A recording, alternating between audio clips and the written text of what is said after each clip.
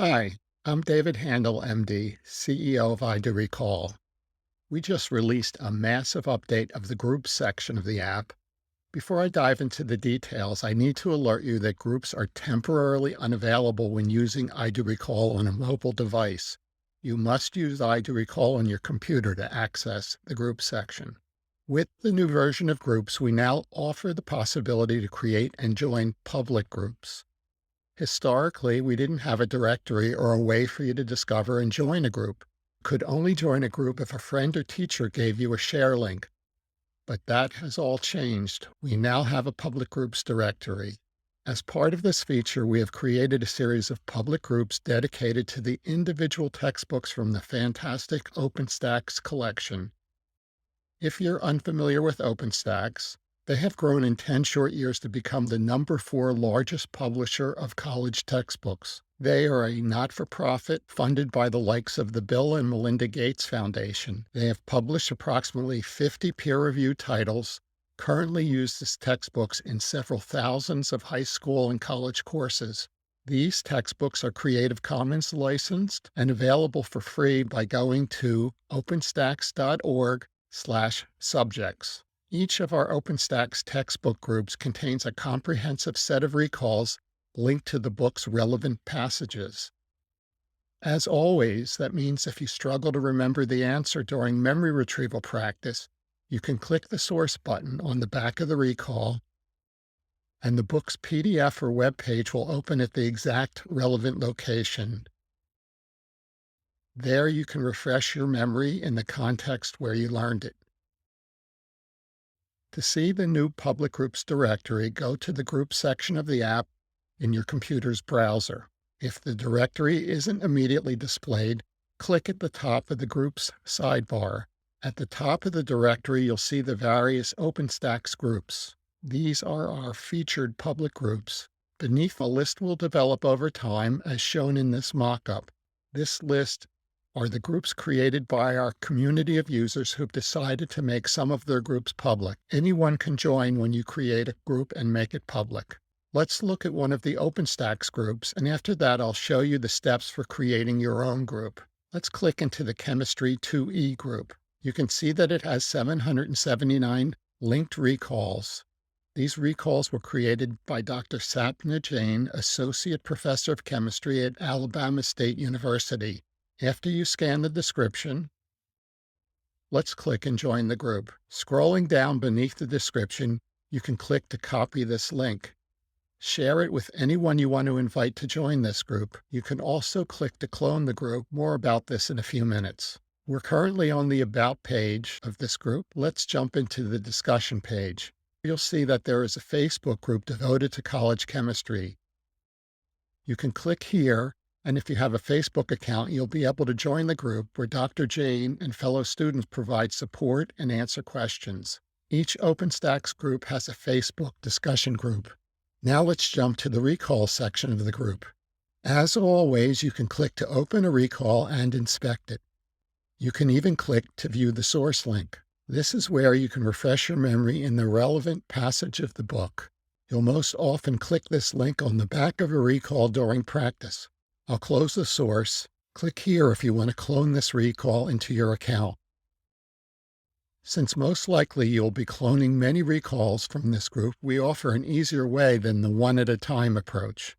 You can click to select and then clone one or more recalls into your account. If you click Clone All, you'll clone all of the recalls into your account, but we'll only clone the recalls that you haven't previously cloned so that we don't add duplicates to your recalls list. You'll see this dialog when you clone more than 50 recalls at a time. We'll place the first 50 straight away into your recalls list, and they'll be immediately scheduled for their first practice tomorrow by the iDoRecall spaced repetition algorithm. The balance of the recalls beyond the first 50 will be stowed in a place that we call Cloned, Never Practiced. We do this to protect you from being overwhelmed with hundreds of new recalls scheduled into your daily practice tomorrow. To get to the excess recalls, go to the Recall section in your account and click Cloned Never Practiced on the tag sidebar. If you select one of these recalls, and then practice it, it will subsequently be scheduled by the spaced repetition algorithm. We highly recommend that you sort this list of cloned, never practiced recalls by date added, oldest first, because the older recalls are from the earlier portions of the book and more likely to be the ones that you'll want to next practice. Some of the OpenStax groups have an additional tag on each recall identifying which chapter it's from. If that tag isn't present, the best strategy is to select recalls from the oldest creation date when you're ready to add a new batch of recalls to your daily practice. By the way, if you have multiple groups you're cloning from, you can filter the cloned never practiced list by adding the tag for the group of interest. Back in the groups section, the library list for this group is empty, but when you create your own group, you can share files and videos with the library if you like. Now that we've covered how to clone from a group, let's discuss how to share recalls with a group. There are multiple ways to share recalls with a group, but the easiest is from right here inside the group.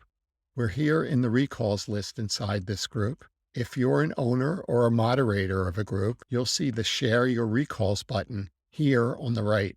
You'll also see this button if you're an ordinary member of the group, but only in groups where the group settings permit members to share recalls. If that's not the case, the button won't be present. When you click the button, you can then search and sort your list and even hide the recalls that you've already shared. After you make your selection, you can share.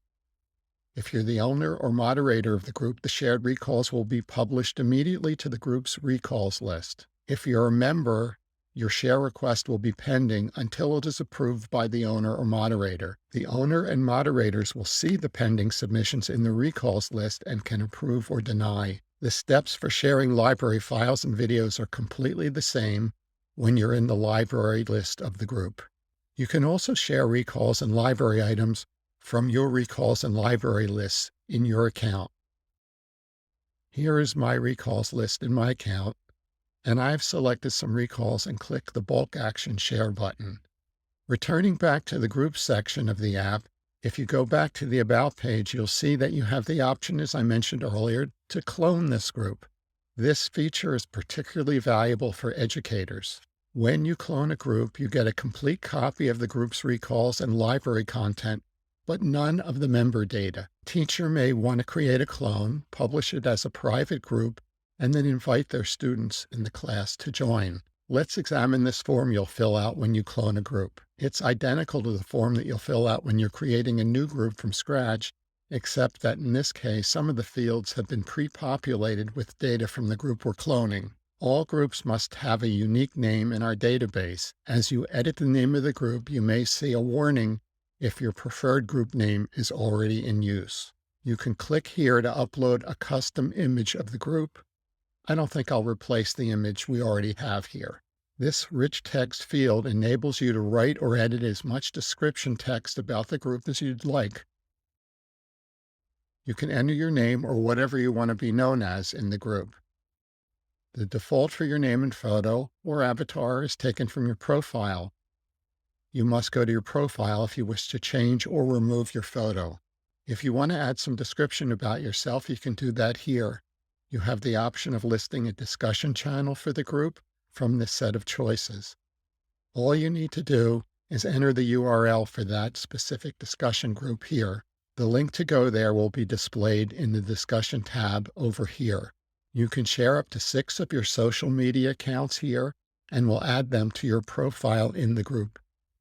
Finally, you have 6 easy decisions to make via checkboxes. First, you'll decide if group members are permitted to submit recalls and library items. If you give permission, all submissions will sit in your view of the group's recalls and library list, waiting for you to approve or deny them before they will be published for all group members to see. If you wish, you can require your approval before members can join the group. Applicants will sit in your Members tab over here, waiting for you to approve or deny their entry. The 4th checkbox is only relevant for teachers with an educator subscription. It alerts students that when they're joining the group, their teacher will be able to see their performance metrics with the group's content.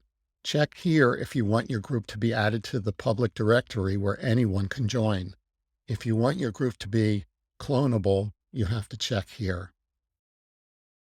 After you save and publish your group, you'll be able to subsequently edit all of these settings by clicking the Settings section here.